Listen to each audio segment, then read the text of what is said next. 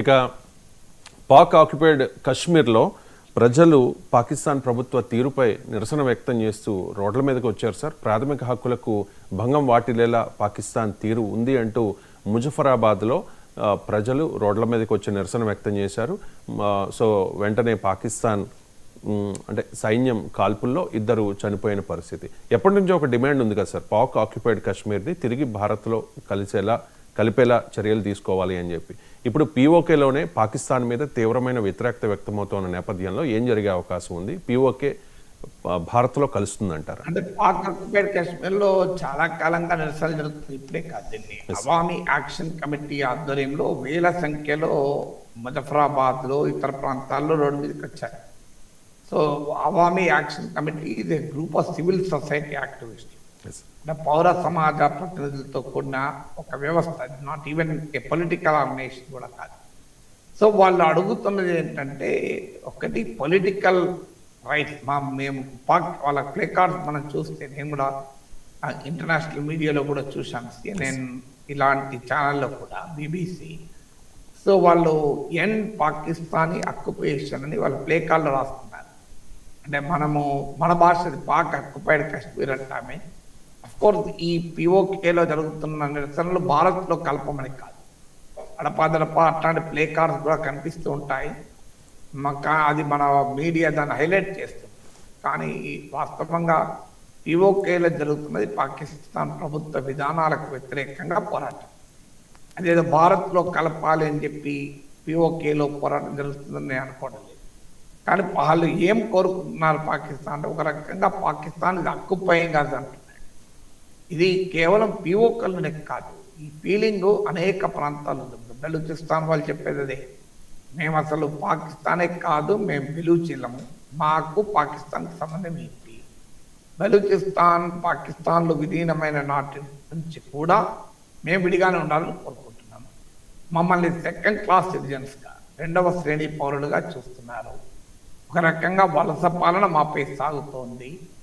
ముఖ్యంగా పంజాబీ ప్రాంతానికి చెందిన వారు పాకిస్తాన్ ఆర్మీలో లీడర్షిప్ అంతా పంజాబీ నుంచి వచ్చిన వాళ్ళే.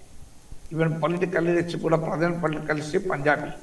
కాదంటే భుట్టోలు వస్తే మీకు సింధ్ కూడా వస్తుంది. అంటే పంజాబ్, సింధ్ ఈ 2 రాష్ట్రాలే Pakistan political leadership, army leadership. అందులో ముఖ్యంగా పంజాబ్ స్టేట్ నుంచి.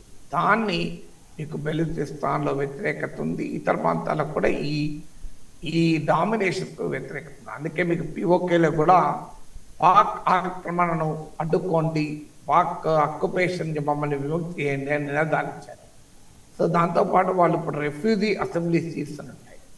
సో పీఓకేలో ఉండే అసెంబ్లీలో 12 మెంబర్స్ కాశ్మీర్ నుంచి వచ్చిన కాందిషీకులకు.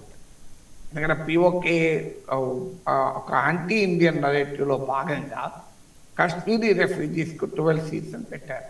దాన్ని కూడా వాళ్ళు క్వశ్చన్ చేస్తున్నారు, ఇది మా రిప్రజెంటేటివ్ క్యారెక్టర్ను దెబ్బతీస్తుంది అని.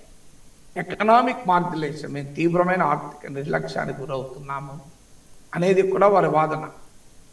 సో మాకు రాజకీయంగా గుర్తింపు లేదు, ఆర్థికంగా మేము నిరాదరణకు నిర్లక్ష్యానికి గురైపోతున్నాము, స్ట్రక్చరల్ రిఫార్మ్ చేపట్టాలి అనేది వారి వాదన. చాలా సీరియస్గానే వేల సంఖ్యల జనం రోడ్డు మీదకి వచ్చారు. ఆర్మీని పంజాబ్ నుంచి పెద్ద ఎత్తున బలగాల్ని కూడా తెప్పించారు. సాధారణంగా ఇది భారత్ పైన తోసివేసి పాకిస్తాన్ చేతుల్లో వచ్చింది, ఇండియా జయిస్తుంది అని. ఆల్రెడీ బెలూచిస్తాన్ విషయంలో అదే చెప్పారు. ఆల్రెడీ బెలూచిస్తాన్ విషయంలో బెలూచి లిబరేషన్ ఆర్మీ ఒక రకంగా సమాంతర ప్రభుత్వాలు నడుపుతుంది. మరోవైపు ఖైబర్ పఖ్తూన్ఖ్వాలో టెహ్రీక్-ఈ తాలిబాన్ పాకిస్తాన్ తిరగబడుతుంది. ఇప్పుడు పీఓకే కూడా మంటలు చూస్తుంటే పాకిస్తాన్ పరిస్థితి ఏంటి అనే క్వశ్చన్ ముందుకు వస్తుంది. భారతదేశంలో నిరంతర రక్తపాతం కోరుకుంటున్నాం, we want India to bleed forever అని పర్వేజ్ మినిస్టర్ స్టేట్మెంట్. ఇప్పుడు బ్లీడ్ అవుతుంది ఇండియా కాదు, పాకిస్తాన్ బ్లీడ్ అవుతుంది. ఇప్పుడు మీకు పీఓకే ఖైబర్ పఖ్తూన్ఖ్వా బలూచిస్తాన్ అయితే పాకిస్తాన్ భూభాగంలో సగం ఉంటుంది. మరి వాళ్ళందరూ మేము పాకిస్తాన్ ఉన్నామని చెప్తున్నారు. ఈవెన్ పంజాబ్, సింధ్ రాష్ట్రాల మధ్య కూడా తీవ్రమైన ఐరన్ వాటర్ డిస్ప్యూట్స్ ఉన్నాయి. అంటే పంజాబ్లో కట్టే ఇరిగేషన్ ప్రాజెక్టుల వల్ల మేము సింధ్ రాష్ట్రం నష్టపోతుందో వాళ్ళు ఆందోళన కూడా చేస్తున్నారు.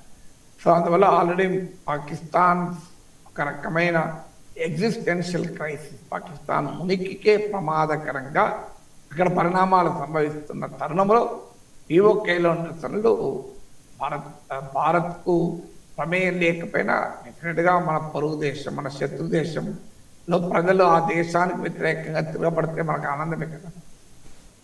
రైట్ సార్, చిన్న బ్రేక్ తీసుకుందాం సార్. బ్రేక్ తర్వాత మరిన్ని ఇంట్రెస్టింగ్ టాపిక్స్ గురించి మాట్లాడదాం. చిన్న బ్రేక్ తీసుకుందాం. బ్రేక్ తర్వాత